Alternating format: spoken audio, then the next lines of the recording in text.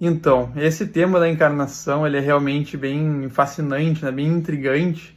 Inclusive, quando eu era ateu, eu imaginava e pensava que, por mais que eu não seguisse nenhuma religião, eu pensava que o espiritismo fosse a religião mais racional, porque ele conseguia me dar alguma razão para o problema do sofrimento de um inocente, né? Então, por que uma criança que está lá na África, nunca fez nenhum mal, de, sei lá, 4 anos de idade, tem que sofrer, está sofrendo? Por que isso?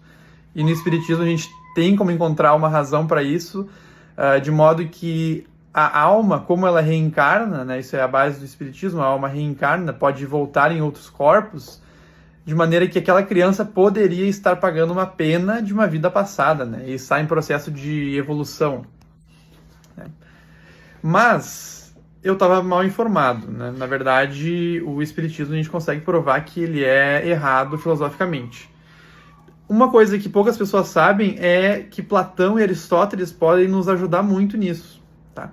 Platão é o primeiro cara que filosoficamente estrutura e organiza a reencarnação. Pouca gente sabe disso, mas se tu lê os diálogos tu descobre isso. Porque em Platão existe a ideia do seguinte: o ser humano, para Platão, é essencialmente a alma. E ele tem um corpo, acidentalmente, temporariamente. Como assim? Para Platão, a gente é uma alma, tá? E no início do universo, quando a nossa alma é feita, a gente está no reino das ideias, no mundo suprassensível das ideias eternas, e ali a gente vislumbra essas ideias, e aí a gente cai para o universo material e ganha um corpo, adquire um corpo. Esse corpo é como que prisão da alma.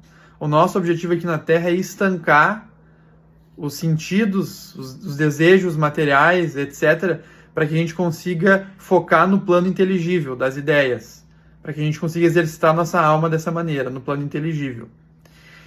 E dessa maneira, Platão pode defender a teoria dele da metempsicose, que a alma, na verdade, reencarna. Ela pode até mesmo reencarnar num animal, por exemplo. Platão acreditava nisso.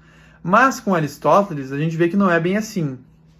Na verdade, não é que o homem é propriamente a sua alma. Na verdade, ele é o resultado da união das duas coisas. Então, para Aristóteles, existe alguma coisa que ele chama de ilemorfismo aristotélico, que significa que todas as coisas materiais do universo que existem são compostas por forma e matéria. No homem, forma é a sua alma e matéria é o seu corpo. Tá? Então, o homem é o resultado da união dessas duas coisas, dessa relação entre forma e matéria, e não uma ou outra. Então, ele não é ou a alma ou o corpo, na verdade, ele é o resultado da união das duas coisas.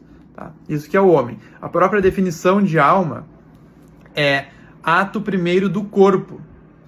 Então, aí tu já vê uma íntima relação entre alma e corpo, pela própria definição de alma.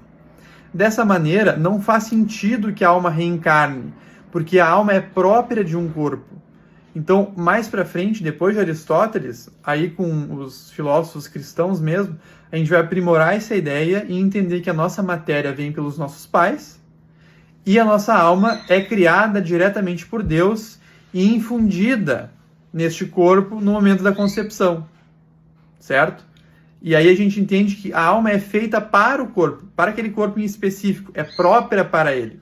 Ela é proporcional àquele corpo. Tá? Ela é feita para ele, intimamente ligada a ele, ao corpo. E aí a gente percebe que não faz sentido que ela reencarne em outro corpo, porque a alma é própria a um corpo. Ela é ato primeiro de um corpo, e não de qualquer corpo, certo?